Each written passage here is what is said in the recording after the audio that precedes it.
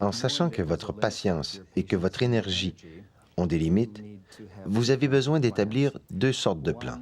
Le premier, pour réagir quand vous vous rendez compte que vous avez atteint vos limites et que vous avez simplement besoin d'un peu de temps pour souffler.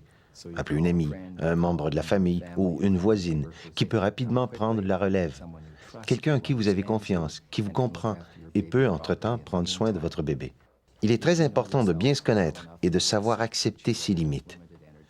Quand vous sentez que vous perdez patience ou que vous n'avez plus la force ou la tolérance nécessaire, placez votre bébé dans son lit bien en sécurité, fermez la porte de la chambre et prenez le temps de relaxer un peu. Si vous êtes à bout de nerfs à cause des pleurs du bébé, demandez à quelqu'un en qui vous avez confiance d'en prendre soin jusqu'à votre retour.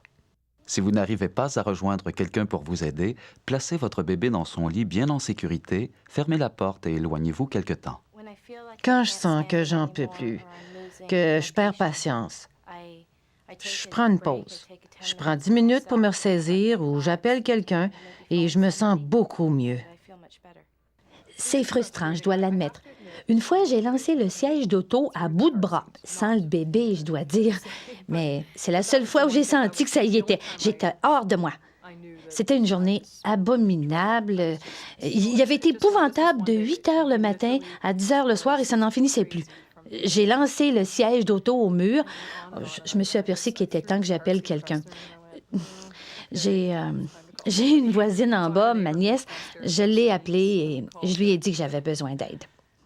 J'ai été en pleurs.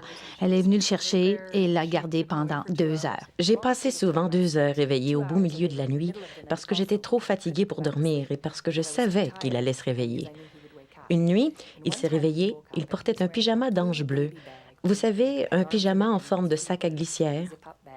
Je me rappelle de l'avoir pris par le sac, comme ceci, et d'avoir pensé que si je le secouais d'un côté et de l'autre dans son lit, je lui frapperais la tête sur les bords du lit et cela le ferait probablement taire pour un certain temps, ou du moins pourrait soulager ma tension. C'est à ce moment que je l'ai remis dans son lit, que je suis revenue dans la chambre à coucher et que j'ai dit à André qu'il ferait mieux de se lever, sinon je ne répondais plus de moi. Il s'est immédiatement levé et s'est occupé de David.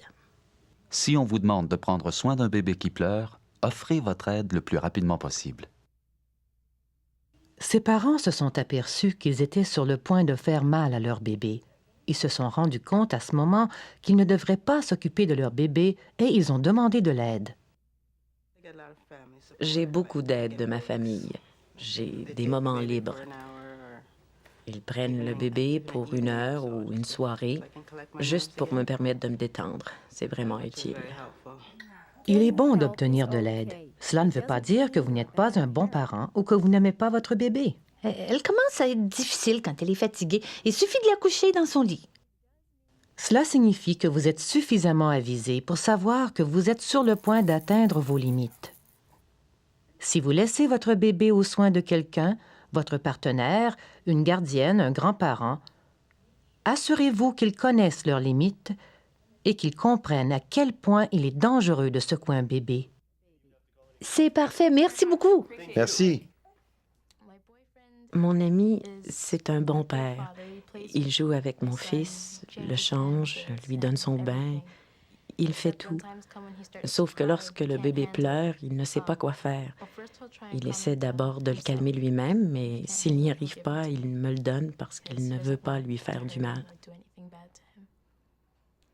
J'ai dit à ma sœur que si elle devenait tendue et qu'elle en venait à vouloir secouer le bébé ou quelque chose du genre, de simplement mettre le bébé au lit et de prendre quelques minutes pour relaxer. Une fois calmée, elle peut reprendre le bébé. Le meilleur plan de relève pour un aidant naturel est le même que celui que les parents utilisent. Les aidants naturels doivent savoir qu'ils ont la permission de demander de l'aide si le bébé les irrite de la même façon qu'il vous a irrité. Un bébé ne devrait jamais être laissé entre les mains d'une personne qui peut avoir des réactions violentes. Les hommes, plus souvent que les femmes, blessent les bébés en les secouant. Les pères ou les partenaires, plus souvent que les mères. De nombreux bébés sont blessés par des aidants naturels.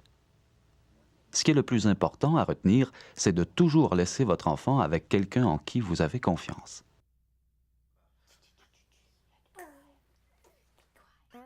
En tant que parent, vous voulez faire ce qu'il y a de mieux pour votre bébé. Le fait de savoir quoi faire avant que les pleurs du bébé vous fassent perdre patience et le fait de recourir à de l'aide lorsque vous sentez que vous n'en pouvez plus sont les deux meilleures choses que vous pouvez faire pour vous-même et pour votre bébé.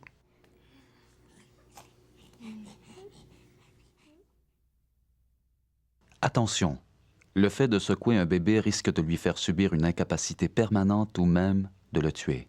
Ne secouez jamais un bébé. Planifiez afin d'avoir une relève, que ce soit la famille, des amis, des voisins ou d'autres personnes en qui vous avez confiance. Si vous sentez que vous êtes à bout de nerfs à cause des pleurs de votre bébé, demandez l'aide de quelqu'un en qui vous avez confiance.